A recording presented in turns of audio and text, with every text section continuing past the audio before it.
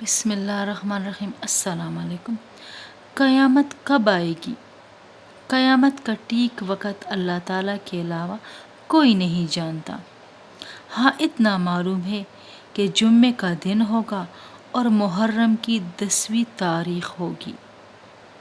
ہمارے پیغمبر صلی اللہ علیہ وسلم نے قیامت کی کچھ نشانیاں بتا دی ہیں۔